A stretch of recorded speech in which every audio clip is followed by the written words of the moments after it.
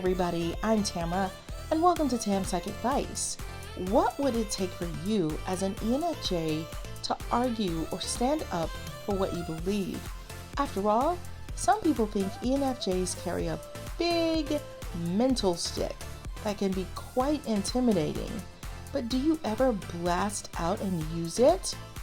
It takes courage. Even though ENFJs act boldly at times, they can also feel rather shy. So they have to be in the right frame of mind or headspace to exercise their gift of going into combat mode. I was in that state the other day. I'll shamefully admit it. Pompous energy raged within me, and I was ready to go at it. I'd placed an order for a small get-together the day before. On the day of, I called the restaurant to make a minor adjustment to the order. A lady answered and asked the name on the order. She told me to hold one moment. Next, a guy picked up the phone and asked the same question. I told him I simply want to see if I can add one thing that wasn't on the menu. He told me to hold. For 15 minutes of endless waiting, I could hear the workers laughing and talking in the background. Are they trying to avoid me?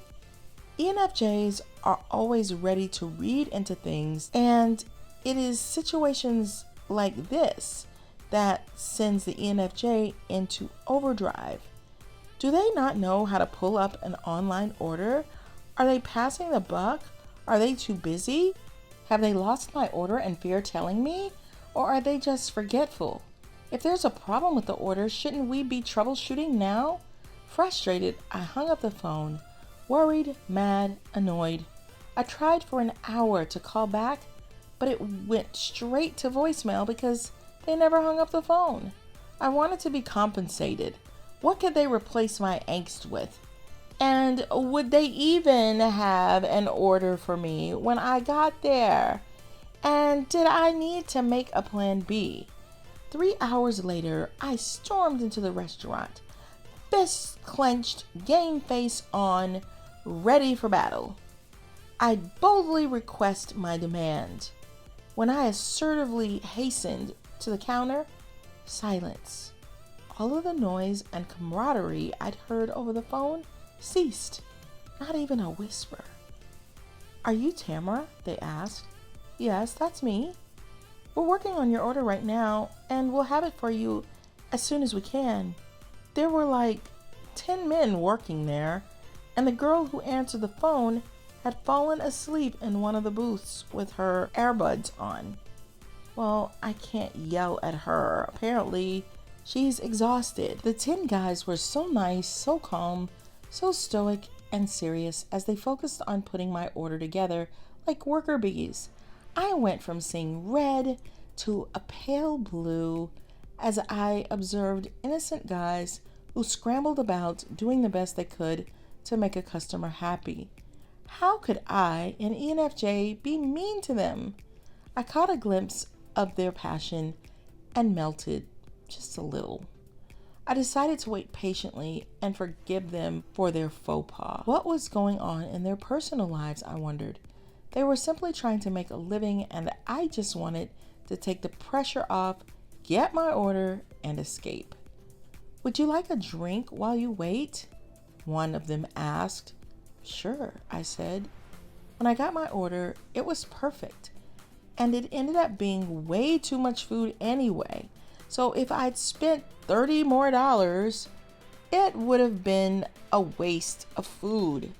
Sometimes things happen for a reason. Perhaps God was looking out for me. They were non-responsive on the phone because I would have gotten something I didn't need. That's how an ENFJ mind works sometimes. What's the bigger picture? What's happening ahead of me outside my realm that could help me? When an ENFJ gets mad at a person, what is their second mode of defense? It's usually to step back, get a feel for the environment, and then take in the person, the human beings. What's going on in their world? Are they angry, tired? Do they feel misunderstood? What's the driving force behind the behavior? And am I triggering them in some way? How can my actions be different? Has anybody else out there gotten mad lately? What is the thing that triggers you as an ENFJ to argue? According to Psychology Today, it's usually a lack of mutual empathetic understanding. When empathy is not engaged, then people revert to self-protective mode and become more judgmental. The result is a bad feeling on both sides and no happy ending. ENFJs do not want this. Yes, ENFJs have petty spats with people close to them, but they go to great lengths to avoid monumental Mount Everest lane arguments. But what is it, ENFJs, that creates rage in you? What makes you snap in your personal life? Go to your primal. Global issues can be very triggering to ENFJs. Currently, there are astronomical world problems raging through the earth. History-level tremblings. Which of these, as an ENFJ, have left you triggered? The war on Ukraine, the pandemic, to mask or not to mask? It was leaked that Roe versus Wade would be turned over by the Supreme Court, which has provoked protests and will impact abortion rights. What other issues as an ENFJ do you care most about? There are ENFJs fighting for men's rights, women's rights, and racial equality. How about world hunger, clean water, poverty-stricken areas, environmental issues? How about healthcare and children who don't have parents and are stuck in the foster system? Or maltreatment of the elderly? Does any of this shake you, ENFJs? ENFJs are often on the front line of such issues and have the power and knowledge to make incredible differences. So what are you fighting for?